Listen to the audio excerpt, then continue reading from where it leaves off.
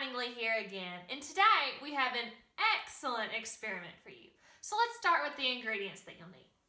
You'll need an egg, some vinegar, and a glass jar or cup. So let's hatch a plan and start cracking. To start, we'll take our egg and we'll place it in our glass jar. So you're just going to place it in there. Make sure to place it softly so that you don't break your egg. Then you're going to take some vinegar and you're just going to pour it over top of the egg until it fully covers your egg.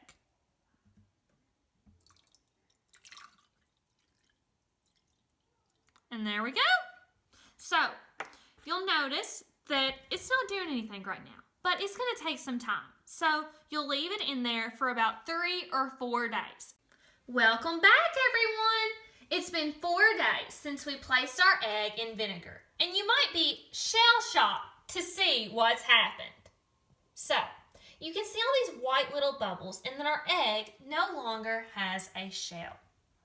You might wonder, why did this happen? And more, how did this happen? This is because vinegar contains acetic acid, and this acid reacts with the calcium carbonate that composes the eggshell.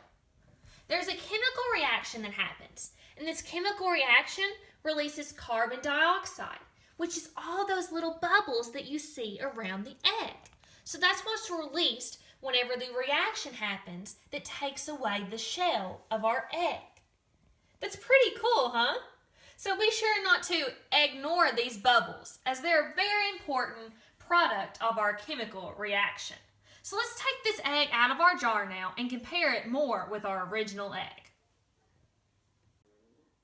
Now, this is pretty exciting. So, let's compare this egg. Oh, look at how neat it feels. It's like a rubber ball. So, it's really, see, I can squish it. I can't do that with a normal egg because it has a hard shell covering, which is made of that calcium carbonate that we talked about that the vinegar dissolved. Another thing to notice is how much bigger our naked egg is compared to our shelled egg. Wonder why this happens? This is because of a process called osmosis. So osmosis is whenever water travels from a high concentrated area to a low concentrated area. So what happened was the water in the vinegar traveled from the vinegar to inside of the egg due to the process called osmosis. And that is what made the egg right here become so much bigger than our other egg. Pretty cool, huh? So let's talk about some real life examples of this. For the first instance of where our egg was dissolved, the calcium carbonate shell, by the vinegar, that is like whenever your dentist tells you, don't drink too many soft drinks because our teeth also have calcium in it, and that's what makes them strong. And the acid in these soft drinks can dissolve our tooth enamel.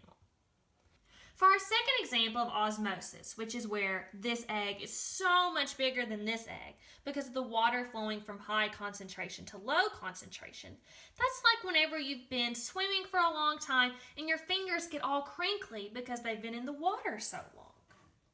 Or after you've had a really salty meal and you get really thirsty. Both of those are examples of osmosis because the water is traveling from high concentrated areas to low concentrated areas. So that is our extravagant experiment for engineering is sweet.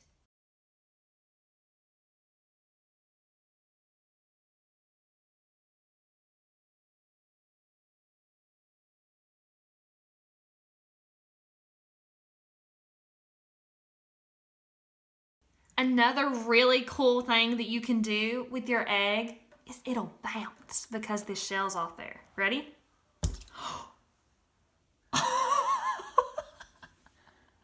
It's all over me. This egg, as you can see, doesn't bust. It just cracks. And one of the reasons for that is because the calcium carbonate shell is what makes it strong. And that's what makes our teeth and our bones strong as well. So that's why they always say, make sure to drink some milk. You want strong, healthy bones. This is the membrane of our shell. Oh, that is so cool. Make sure to have a parent around when you do this in case you make a mess and bust an egg. Have fun, everyone. We'll next week.